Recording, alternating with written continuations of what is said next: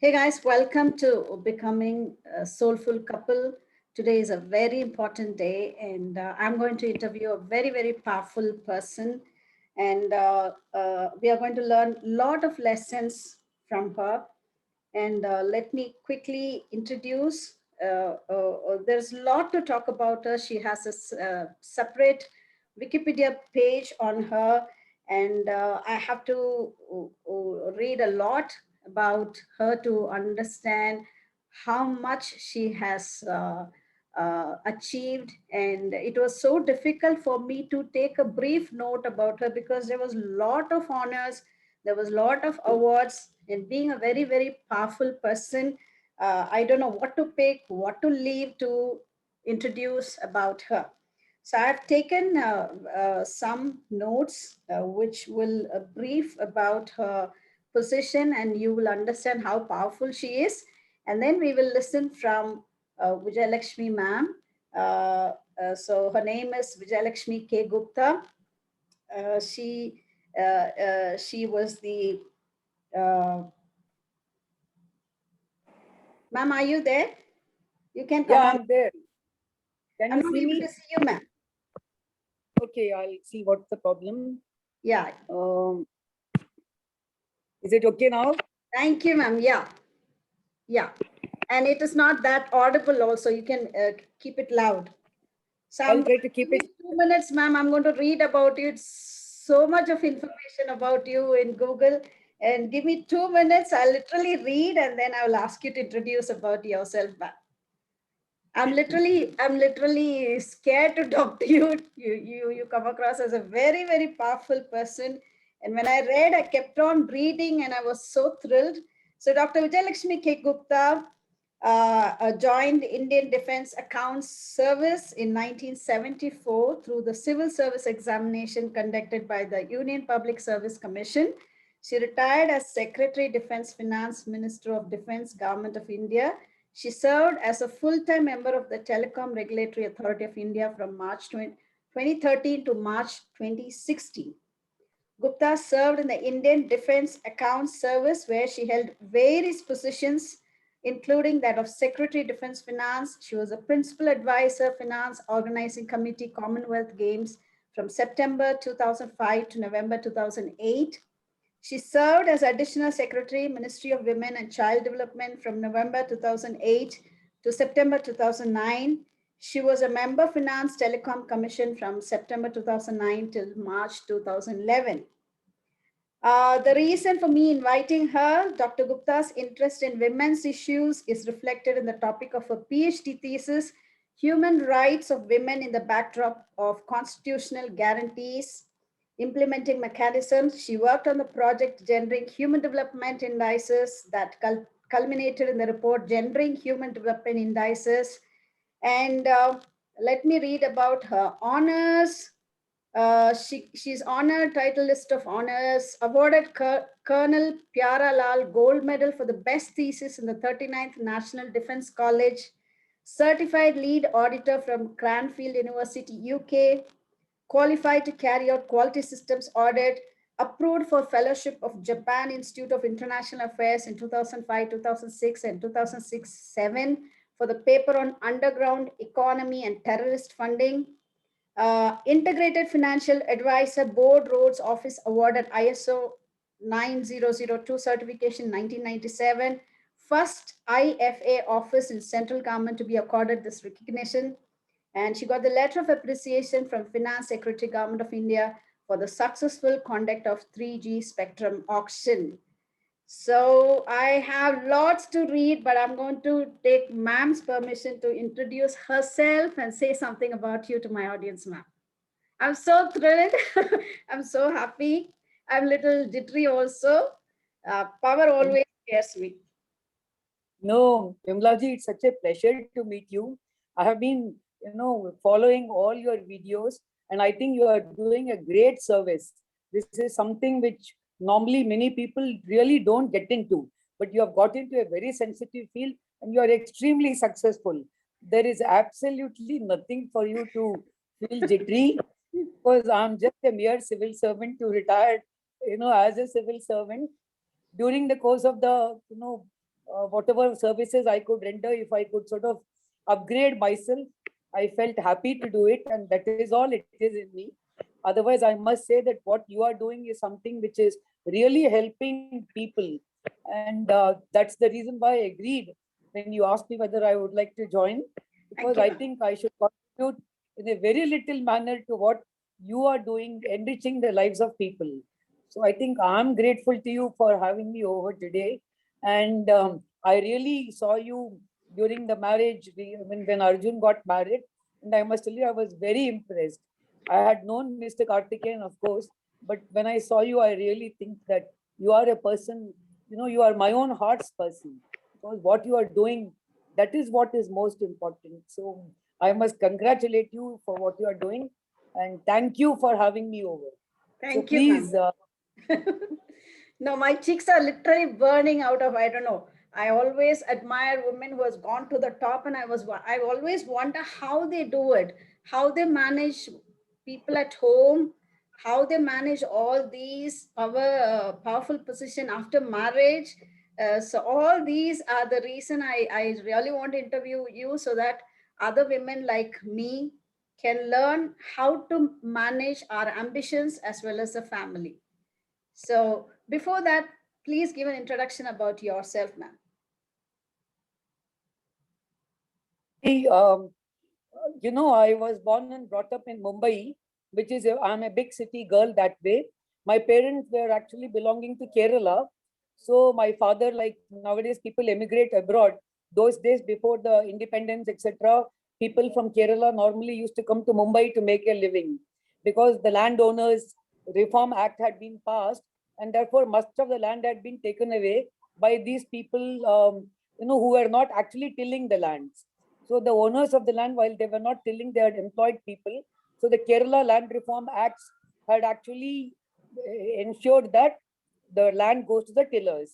So my father had to emigrate to find out a living for himself. So I was born in Mumbai, that is now Mumbai. I was born and brought up. We were two children. I had an elder brother who was also in the Indian Administrative Service, but unfortunately he passed away very young. And as I have as I have sent you the interview which I had given long time back in women's era. See, my mother was not a very literate person because those days education for young girls was not considered to be a great thing. So what they were really wanted, perhaps thought, was the girl children especially, should be taught what to do the housework and manage to be a good homemaker. So my mother was not very literate. And Bimlaji, I must tell you that my mother's one ambition was that I should study well and come up in life. And it was God's grace, and I think my mother's hard work, and perhaps the motivation which she gave me, which made me always come first in the class. Because if I ever stood second, I really would think that, life is gone. What have I done to myself? And so I try to excel. And perhaps I would now consider myself as not a very multidimensional person in that sense of the term, because I think I was unidimensional in the sense that I went for academic excellence much more than what other perhaps I could have perhaps done, like developing hobbies, etc. So most of my hobbies are like reading, which is again not an outside kind of a sports, which I do regret now. So as you have known that we have gone to Vishakhapatnam, so my only exercise is going for a walk on the beach road, which of course is lovely, in front of the Bay of Bengal. Apart from that, I did my Master of Arts, that is MA in Political Science from the Mumbai University. And simultaneously, while I was doing my MA, I appeared for the civil service exam. Because, however much my mother wanted me to study and come up in life, the relatives in, this I'm talking about early 70s. So the relatives would always come and point out, look at you. I mean, you are still not married. That girl who studied with you is already married. So, to a large extent, the relatives' pressure was much, because studying higher means you'll have to find out a, more educated groom, that kind of thing. We belong to a very orthodox kind of a background. So, but anyway, my brother inspired me and he had joined the civil service. So I insisted on appearing for the exams.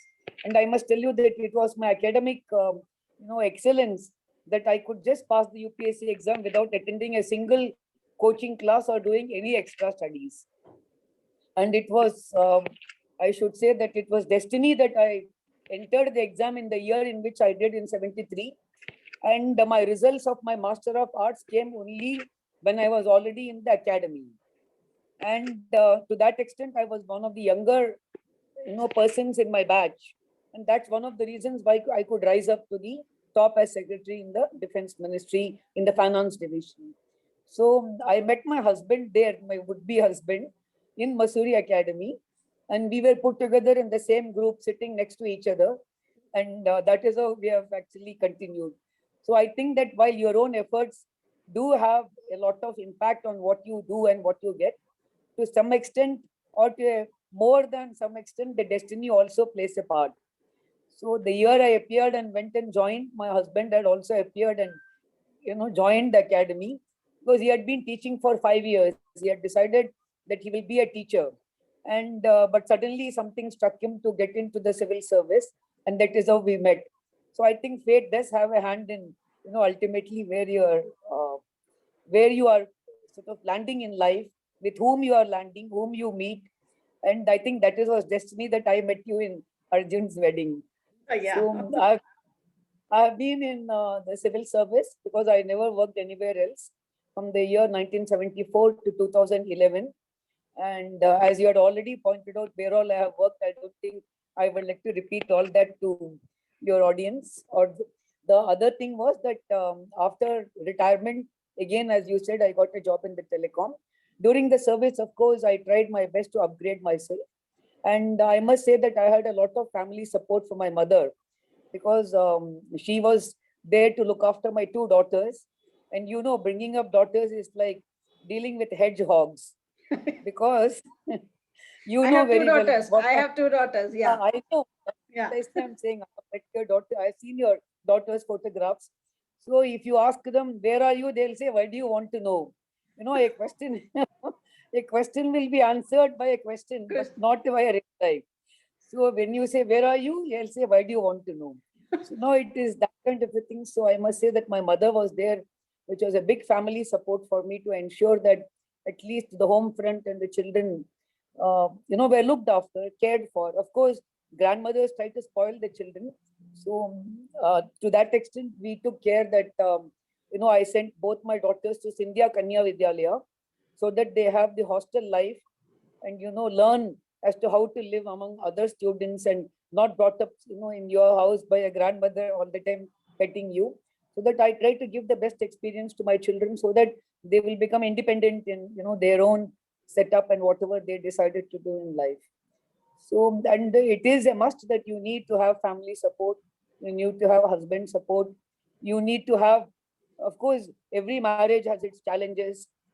Everyone's life has their own challenges. It's not that you don't have, but it all depends upon how well you are able to handle, and then, try to do your best so that others understand that you are trying your best. And I think that makes people understand that you are trying.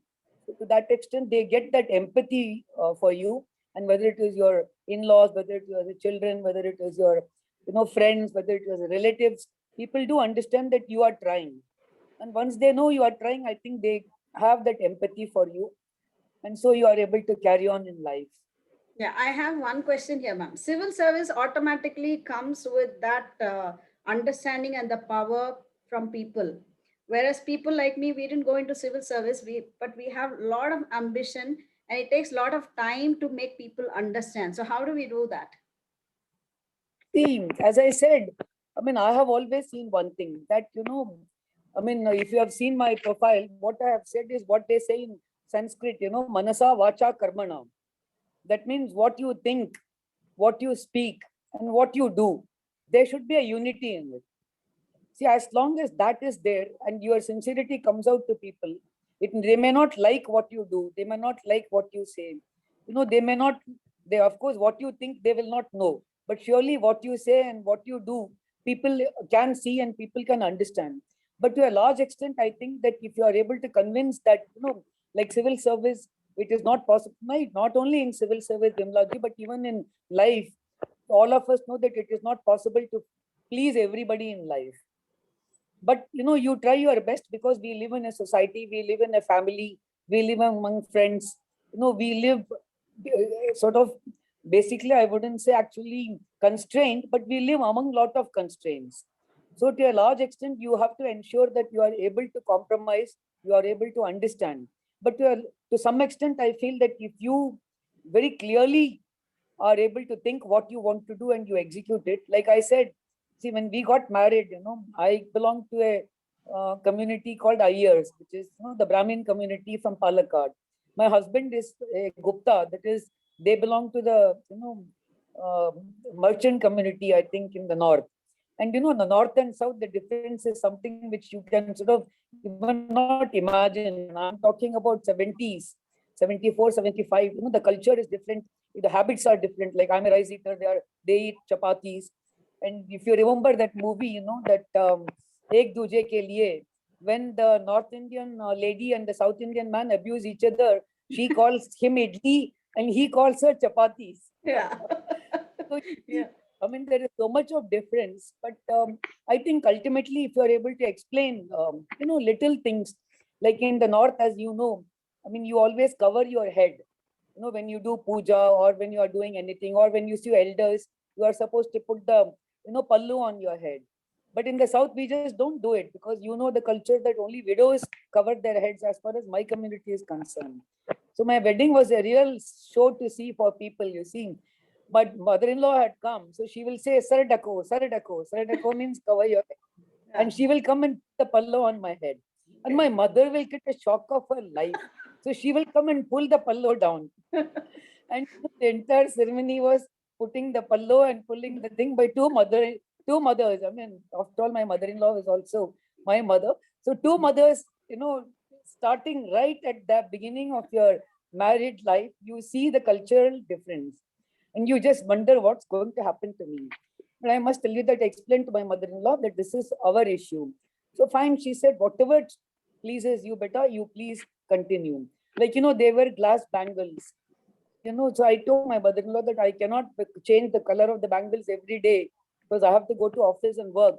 And if I wear green bangle and go with a red sari, people will look at me. And once they start looking at the way you are shabbily dressed, they will not listen to you.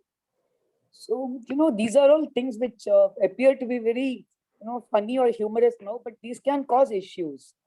So it all depends on how you are able to make, these thorny issues, small issues, not get into a big fight. Okay. So I think once you are able to explain and tell them that this is your sincerity, and much of it you can adjust to. There is not necessary that you have to, like, South Indians don't cut their hair. And I had long, thick, black hair when I got married. But my husband hated the coconut oil smell, and we used to put besan on top of it to remove, because shikakai will enter your eyes and you will start crying. So I used to put besan. He used to say besan is for pakoras. What the hell is happening? So one day I thought it was not worth fighting for the hair. So you have seen me, I had always had short hair. So I think, compromises. I mean, though, of course, when I used to go to some functions, marriages, pujas, etc., the South Indians would look at me as, from where is this? Who is this? Because they wouldn't be able to understand, but it is okay. You have to ensure that with whom you are going to spend a life is more important, and his dislikes will be more important than you are standing on some kind of thing. So I think adjustment is something which both have to do. And to a large extent, I suppose it is always the gender differentiation will be there, and it is the woman who has to carry on. You have to ensure that you give a proper home. So I think to that extent, things are all right. Okay. I have a question here, ma'am. How do you define a toxic relationship? Because so far, whatever you said, the examples sounds very light for me. But how do you define a toxic relationship, ma'am? It, I mean, see, when two people or more, it is not just husband wife. You see, once you are in society, once you are in a family, once you have children, toxic relationships can develop between anybody. It can develop with your. I mean, see, many times now we see toxic relationship developing even for children with parents. It is something which is happening in this society that I'm sort of surprised. See, and sometimes today, in fact, I'm some kind of a bit of a shock, because one of our neighbors had passed away some 10 days back. And the husband and wife are alone, they're old couple, they're alone. The son is in Canada and the son is not on talking terms with the parents. The daughter was apparently on talking terms, but she came after the father was cremated by a neighbor. And she came and she has gone back. So today morning I came to know from other neighbor that she has left. And all that she came was for only adding her account name in the account of the father. And the mother is left alone. So, this is also toxic relationship, Vimlaji. So it is not that toxic relationship is only between husband and wife, because I find that, materialism, lack of, I think, affection, when you are bringing up your kids or when you are sort of dealing with people, I mean, not exactly, I wouldn't say lack of affection, but perhaps lack of understanding, because you may not love somebody, but you should certainly understand what they mean or why are they doing that. You see, to some extent, I must say that I suffer from what is called as the crossbench mentality, which is also very wrong, you see, because that way you suffer. You have crossbench mentality means you understand the other party as to why they are doing in a manner in which they are behaving. So you start yielding. So crossbench mentality is also not good, because at the end of it, you find that you have not been what you are. So So, we lose that puts we lose the identity. We tend to lose yes, the you the individuality, use your identity, and you wonder what am I trying to gain all this for? That I have not remained myself. So, it has to be a constant balance, that you have to ensure that you are what you are, but to a large extent, you are also trying to understand what the other person is. Try to reason out, and not reasoning out, you have to either lump it or you have to break it. And, every time you break it, that is where over the years, like I always give example when I used to lecture also to my, in the institutes, etc., etc. What happens is, like, for example, even a very strong relationship, like, like a rock, I give the example of a rock. See, what is a rock in the nature exposed to? It's exposed to the hot sun, it expands. It is exposed to the cold, the rain, the cold, it contracts. So expansion and contraction take place, and finally, what happens to the rock? It crumbles and becomes totally soil. The rock's identity is gone. So I personally feel, Vimlaji, that these kind of toxic relationships, if it is toxic and it is beyond redemption, it should not be continued. Then it is better that you take away the toxicity of the relationship, move out, remain as friends. It is possible. But continuing in a toxic relationship is neither good for you nor for the people with whom you are continuing. But where should we draw the line, ma'am? How do we know that this is a Yes, time I have to move out? very correct question. Now, see, that is because, nobody can give you a stage where you arrive. It has to be decided by every individual for themselves.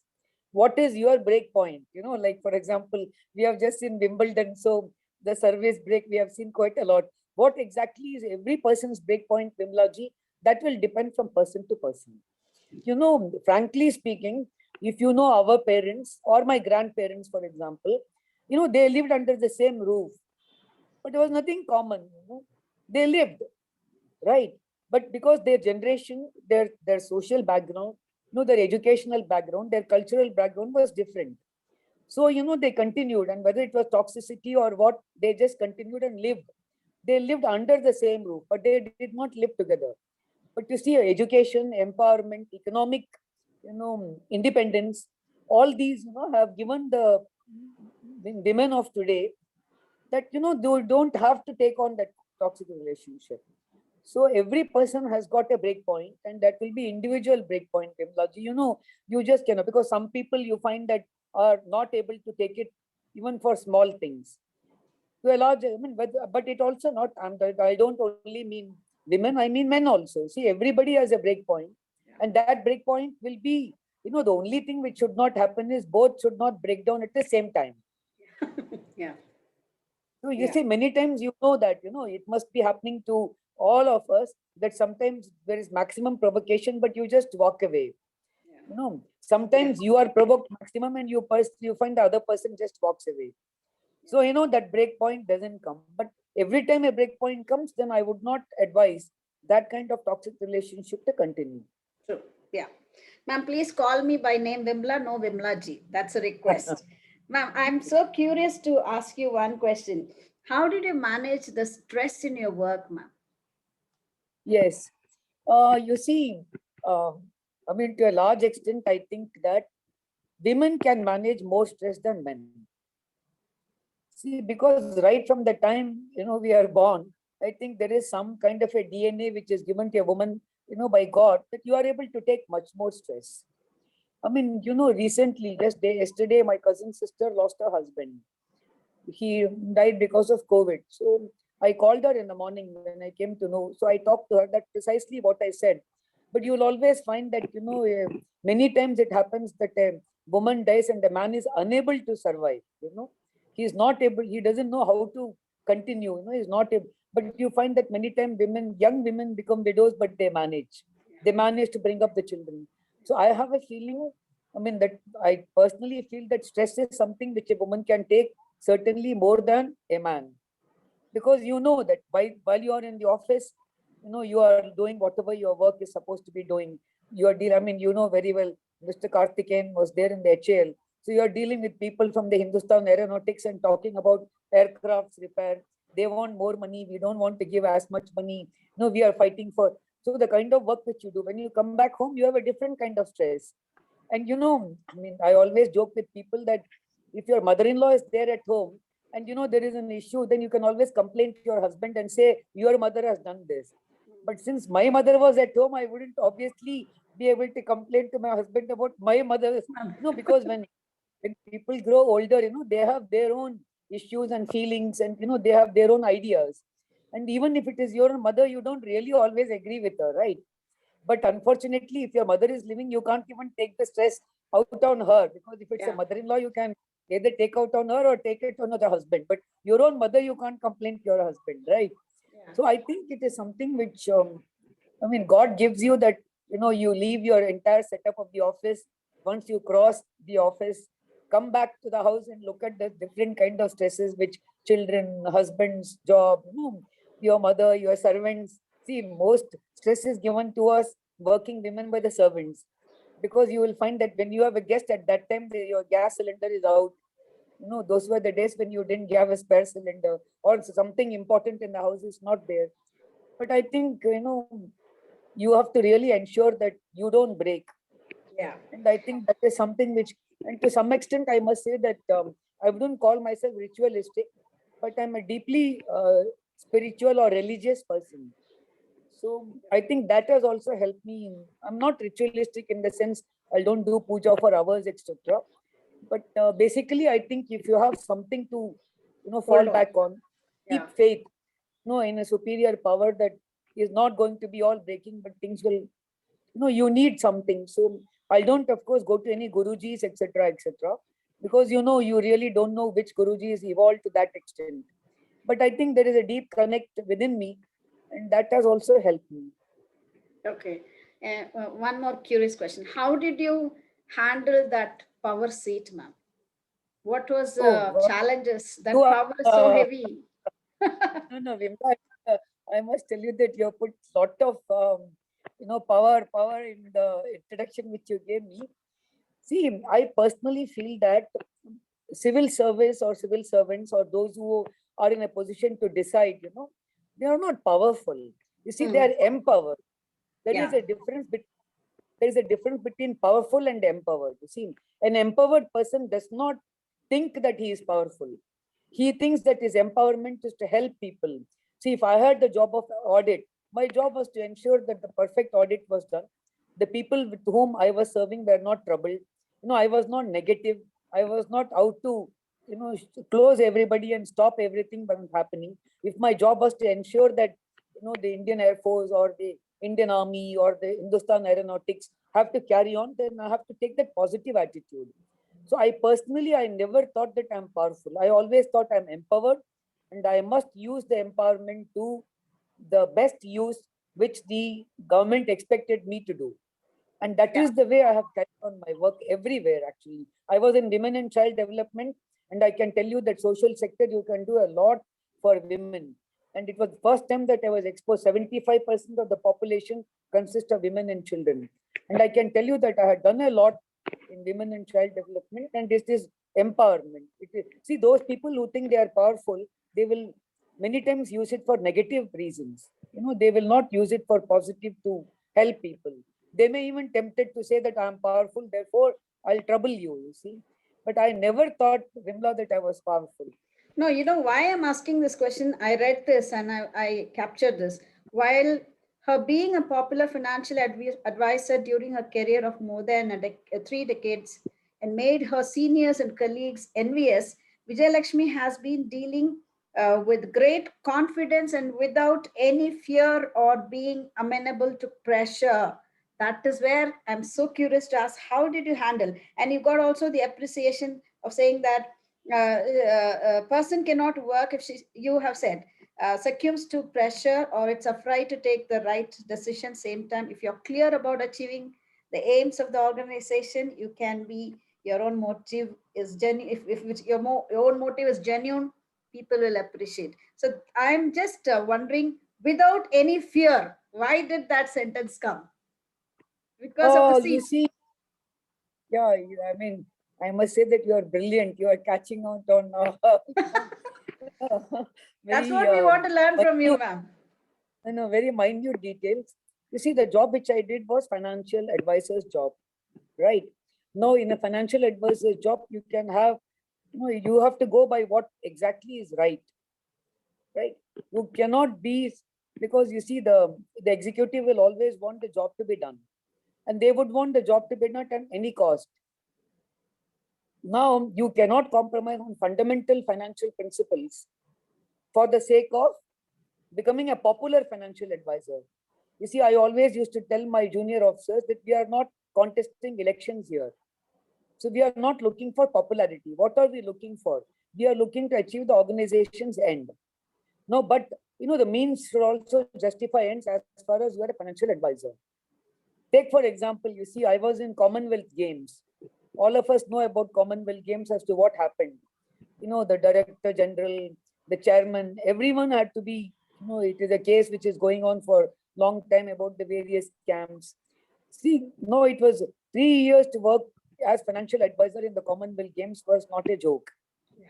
But you see, the idea is that when you are right and you know that what you are being asked to do is not correct, you should have the courage of your conviction to say, sorry, I am not going to agree to it. I mean, this is a closed kind of a channel, so I can even tell you what exactly had happened. I suppose I don't normally reveal my, what has happened. Many people ask me to write a book, but I don't reveal. But for you, I will make an exception. Thank you. Because even the chairman had, see, I was posted to an organization called Commonwealth Games, as I told you, immediately after I finished my tenure as the joint secretary in the Ministry of Defense Finance. So, and as I told you right in the beginning, I don't play any sports. So and I don't play any kind of games also. I'm a very simple, straightforward person. And as I said, mean what I say and do what I say. So when I went across, you see, it was a very kind of a different organization. There were not many bureaucrats. There were all sports federation experts and there was a different kind of an atmosphere. And Mr. Suresh Kalmadi was the chairman.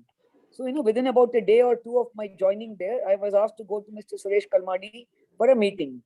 So, you see, I entered his office and I found that all of them are sitting and there's one chair vacant just opposite him.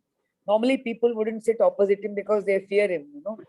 So, there was only one vacant chair. So, I went and sat down. See, as that time also, I was fair enough, a fairly senior officer. I went and sat down. So, you see, he didn't say anything. He had a file in front. He just pushed it towards me and said, you have to sign this. Nothing else.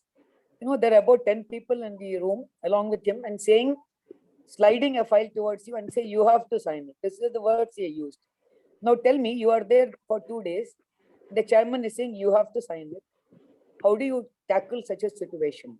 You see, if you say no, you have to continue there for 3 years. Every day of yours is going to become impossible. Now, if you say yes, then you are finished, because all the things which they are going to tell you in the next 3 years, you are going to do. And perhaps then I would have also gone to jail. So now how do you tackle this kind of a situation? So I said, always better to make it look light, but tell them who you are or what you mean. So I simply looked at him and said, "Where is your gun?" Now, see, obviously, like Hindi movies, without having a gun in your hand, you cannot say, "Sign kar do, otherwise goli maar dunga." That is the scene which you find, in most of the movies, because they want somebody to sign the will or whatever it is and say, "Goli laga ke sign kar do." So I just asked him, "Where is your gun?" Mr. Kalmadi was completely taken aback. He just didn't expect, some lady to come and ask him, "Where is your gun?" So he just didn't answer. He thought for about 2 minutes and walked out of the room because he better thought not to get into an argument with me. And in 5 minutes, the whole room was vacant and I was left in that file. So I simply told the messenger, "Please give me a photocopy of this," but I thought I'll keep it for my later on in case I need to use it. And you see what happened. After about a week or 10 days, nobody spoke to me. I said, "Fine. No, I'm not here to speak to people and to spend my time. Fine. I'll do whatever is my work." And then after that, of course, a very, what shall I say, very understanding Director General was there. Not Director General, Secretary General was there. I'm still very friendly with him. So he said that, no, it was Chairman's this thing. I had not advised him to do that. I said, "Look here, my absolute principle is, if it is correct, I will agree. If it is not correct, I will tell you it is not correct. And if it can be done in some manner or the other, I will tell you how to do it. But please do not think that I can be pressurized to do wrong things. It is not possible. Second, I'm going to be here for 3 years. I'm not going to go before that. So you will have to tackle the way I want, but I am not going to be unhelpful. I will ensure that the games go on. I'll be positive, but I will not allow anything to go against the rules, which will not see. After some time, they took away the charge of finance from me, and you know the result of it. All of them went to jail because my successor financial advisor too went to jail. And later they realized that perhaps if they had been listening to me, this would not have happened. So what I'm trying to tell you is, you see, you have to ensure that you don't give up on fundamentals. But you have to be adjusting, because you see, I'm not here to stop the games. I have to understand. See, many of my colleagues in the financial advisor think that saying no is very important and that makes you powerful. No, it doesn't make you powerful. What makes you powerful in finance is achieving the goals of the organization in the right manner. So that's what it is. So I'll share Solid. something with you. Are Solid. such a nice Goosebumps. no, you are such a fine questioning person. The way you ask, I had to give up. Otherwise, normally I don't, say anything about my service matters to anyone. People are asking me, "Why don't you write your book?" Because it can give people a lot of entertainment plus also education as to how to tackle. But I don't want to get into it. But I must say, you got this out of. Thank you, ma'am. So humbled. Thank you so much. I'm literally in tears. I don't know how to react because two things I admire you. One, as a woman, you have achieved greater heights. Number two is literally I'm in tears. Number two is you have handled so many people with courage, which I always admire in any woman. And I feel so blessed, and my audience are so blessed. I have very less number of people in my audience, but still this is going, I'm going to take it to greater heights to impact a lot of women. My intention is to help professionally ambitious women who are married and who are losing their balance and identity because of certain lack of clarity in other people in their lives. So this is my ambition. I want to help 1 million marriages succeed, especially women should not lose their identity at the same time achieve their uh, goals. And that is my heart, and that is where I started this journey. And I'm so glad, I'm so thrilled. I have so many questions, but I'm emotionally moved. And thank you so much for being here, ma'am. Thank you. Thank you for having me, and all the best, all my best wishes from the bottom of my heart for your success. I have no doubt that you will succeed, because I saw you at that wedding of Arjun, and I knew that you are going to go to places. And I must tell you, you are doing a fantastic job, because women who are working, who are married, who have all the stresses, they really need help. You are helping people who need it, and really all my best wishes in your endeavors. Thank you so much, ma'am. Thank you. Bye bye. Yeah, bye bye. So, guys, that is interview by Dr. Vijayalakshmi K. Gupta. It was so thrilling, and I think you all would be enjoying this interview. I need to talk to her a lot more, and she will be part of my mission. And there are so many people who have I have asked for, but a ma'am has immediately agreed for this interview. And thank you so much for being here.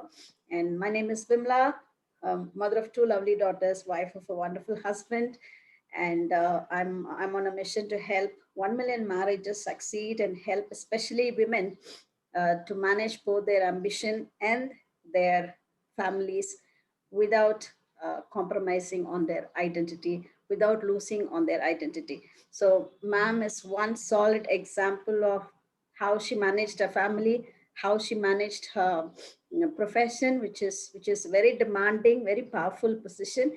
And I hope you all would have enjoyed this interview. I'm literally emotionally moved after talking to her for two reasons. One is she being here in my show.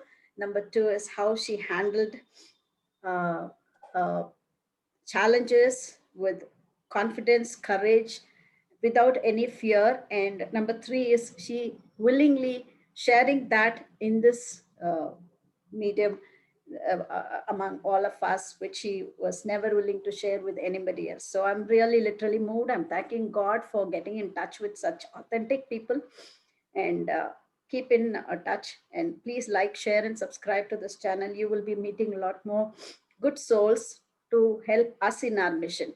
Ultimately, I want to build happy families. I don't want any children to suffer single parenting. I don't want any husbands to suffer because of misunderstanding a confident woman. I don't want any wife to suffer because of her lack of understanding how to balance her ambition and family.